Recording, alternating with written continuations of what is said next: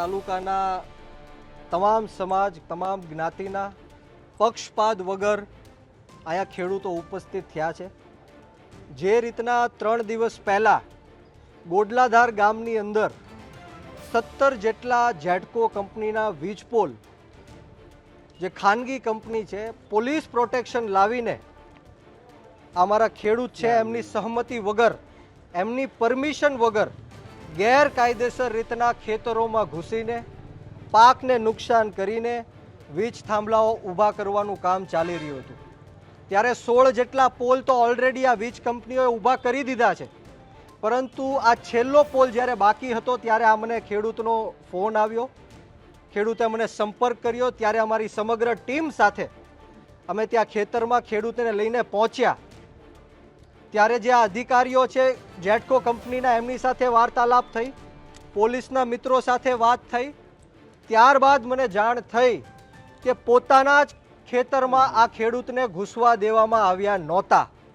ત્યારે મારે ઉગ્ર બોલાચાલી થઈ અને ત્યારબાદ 3 દિવસ સુધી એવો નિર્ણય લેવામાં આવ્યો કે 3 દિવસ સુધી આ ખેતરમાં કામ થશે નહીં।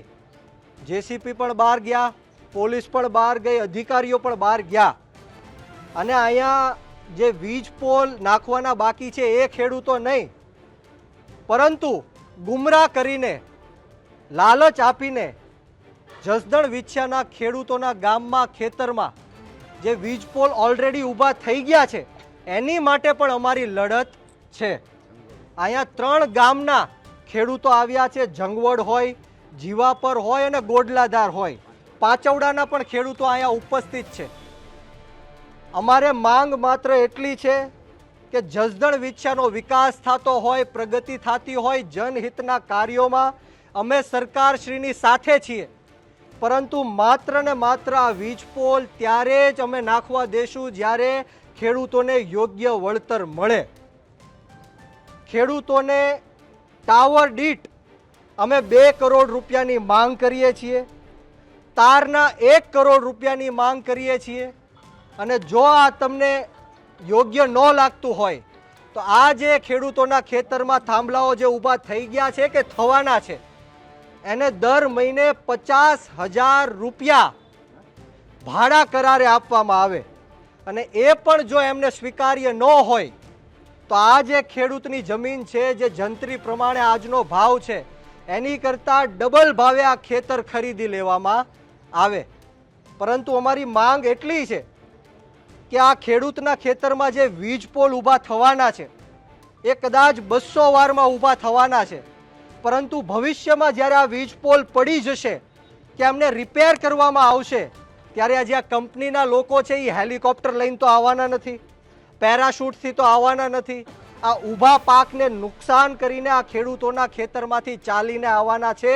તો આ જે વીજ પોલ નાખવાના છે એ જમીનની સાથે એક રસ્તો કાઢવામાં પણ આવે અને આ રસ્તાનું પણ વળતર આ ખેડૂતોને આપવામાં આવે। આ અમારી માંગણી છે।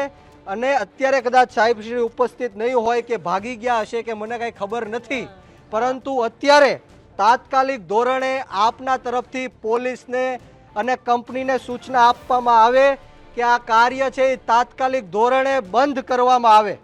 અમે ત્યાં કામ કરવા દેશું નહીં। અમારે શાંતિપૂર્ણ રીતના ગાંધી ચિંધ્યા માર્ગ ઉપર અમે તમને રિક્વેસ્ટ કરીએ છીએ, વિનંતી કરીએ છીએ। અમારે કોઈ હોબાળો કરવો નથી, અમારે કોઈ ઉગ્ર બોલાચાલી કરવી નથી। આપ સાહેબશ્રી ફોન ઉપર, ટેલિફોનિક ફોન ઉપર કલેક્ટરશ્રીને ચર્ચા કરવી હોય તો પણ કરી લ્યો, વીજ કંપનીના માલિકોને ચર્ચા કરવી હોય તો પણ કરી લ્યો। ત્યાં સુધી અમે અહીંયા ઊભા છીએ, તમારા જવાબની અમે રાહ જોઈએ છીએ। અને જો તમારા પાસેથી અમને નેગેટિવ જવાબ મળશે કે ત્યાં કામ ચાલુ રહેશે ખેતરની અંદર, તો અમે ગાંધી ચિંધ્યા માર્ગ ઉપર આંદોલન પણ કરવાના છીએ। તમારી આ માંગ છે ને આજે અત્યારે જ હમણાં જવા દઈએ છીએ, અમારી માંગ અત્યારે જવા દઈએ છીએ, પરંતુ મીડિયાની સમક્ષ આપને પણ હું કહેવા માંગુ છું અને આ મેપ દેખાડવા માંગુ છું કે આ જીવાપર ગામનો મેપ છે, જીવાપર ગામનો નકશો છે। આમાં સ્પષ્ટ રીતના દેખાય છે કે જ્યાં જ્યાં પણ સત્તા પક્ષના મળતિયાઓના ખેતર છે, એટલે કે ભારતીય જનતા પાર્ટીના જે મળતિયાઓ છે, એમના સમર્થકો છે, એમના ખેતરમાંથી આ વીજ લાઈનો તારવવામાં આવી છે। અને બીજા ખેડૂતોને હેરાન પરેશાન કરવા માટે આડી નવડી લાઈન કાઢીને બીજા ખેડૂતોને હેરાન કરવામાં આવે છે, એ પણ અમારી માંગણી છે કે આ સત્તા પક્ષ એમના મળતિયાઓને તારવે છે અને બીજા ગરીબ ખેડૂતોને આ જે નુકસાની અપાવે છે એમની પણ અમારી માંગ છે. અને બીજી બાજુ અમારે ગોટલાધારની મેં તમને વાત કરી, અને સાથોસાથ અમારે જંગવડમાં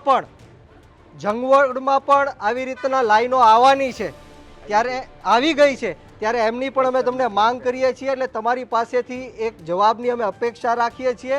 ત્યાં સુધી તમામ અમે ખેડૂતો અહીંયા ઊભા છીએ, તમારા જવાબની રાહ જોઈએ છીએ. તમારો જવાબ મળી જશે પછી જ અમે અહીંથી જશું, નહીંતર અમે શાંતિપૂર્વક રીતના ગાંધી ચિંધ્યા માર્ગ ઉપર આંદોલન કરીશું. બોલો, તૈયાર છો બધા? હું આવેદન લઈ લઉં છું, જવાબ મારી ઓથોરિટીમાં. હું સાહેબને તો મને અત્યારે વાત કરું. કરાવો, મને અત્યારે ફોન ઉપર વાત કરાવો, આપના જે અધિકારીઓ હોય, અને અમારે લેખિત લેખિતમાં અત્યારે જ કલેક્ટર સાહેબને જવા દઈએ છીએ. જવા દ્યો, પણ જેટકો ઓફિસ નહીં જવા દઈએ છીએ. તમે જવાબ દો છો, પણ મને અત્યારે જવાબ જોઈએ છે કે આમાં અત્યારે કામ ચાલુ થવાનું છે. બે ત્રણ દિવસથી કામ અટકાવ્યું હતું, પરંતુ આજે કદાચ એ લોકો કામ કરવાના હોય તો એને તાત્કાલિક ધોરણે એ કામ અટકાવવામાં આવે, બંધ રાખવામાં આવે, અને એનો અમને જવાબ જોઈએ છીએ. ત્યાર પછી અમે અહીંથી જવાના છીએ. વાંધો નહીં. તમે કાગળ આપી દો આવેદન, અત્યારે આવેદન જવા દઈએ. આવેદન જવા દઈએ, પણ જવાબ તમારે મને દેવો પડશે સાહેબ. કેટલી વાર